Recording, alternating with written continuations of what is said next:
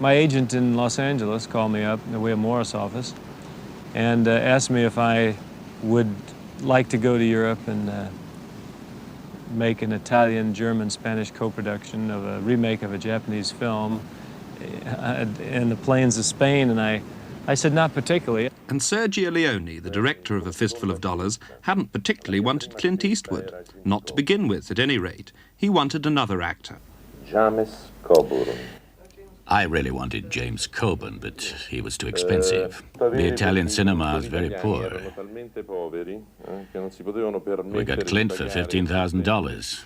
Coburn wanted $25,000. I didn't see any character in Rawhide, only a physical figure. What struck me most about Clint was his indolent way of moving.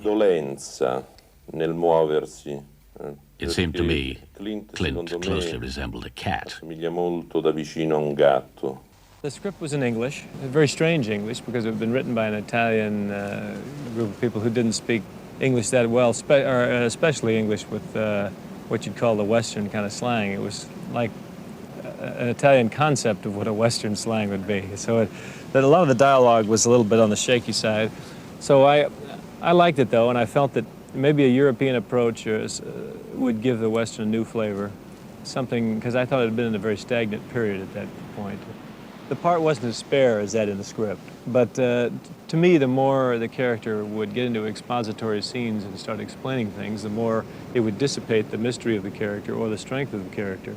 So we cut it down very lean, and Sergio Leone agreed that we'd try to make this guy a little bit unique. You're not quite sure who he is. You're not even quite sure he's the hero until three-quarters or halfway through the film.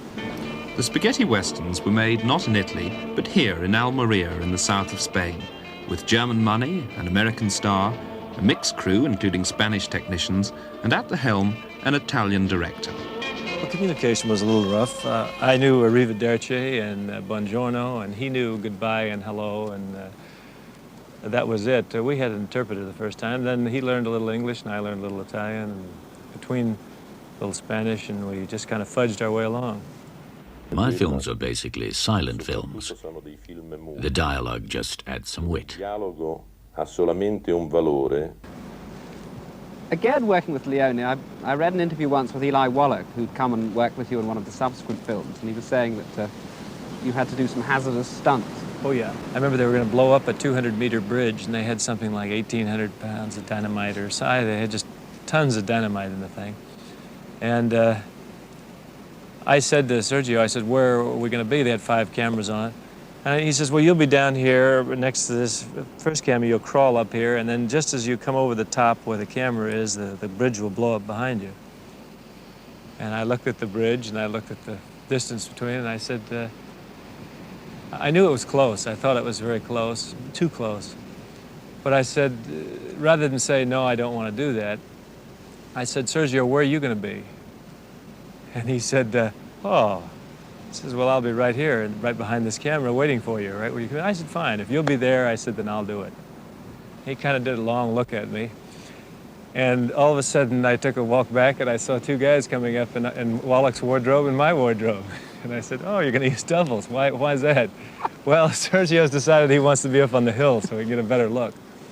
So anyway, that's kind of the way it was. And sure enough, when the bridge did blow up, it sent, which it blew up prematurely, too, which is another story. It's the old anytime you're ready CB joke. But anyway, when they finally blew the bridge up, rocks, stones were coming out of the bridge, came up right, almost killed the assistant cameraman right on the lower camera where we would have been standing. My bridges tend to blow up. Are you ever appalled by violence in films that you see?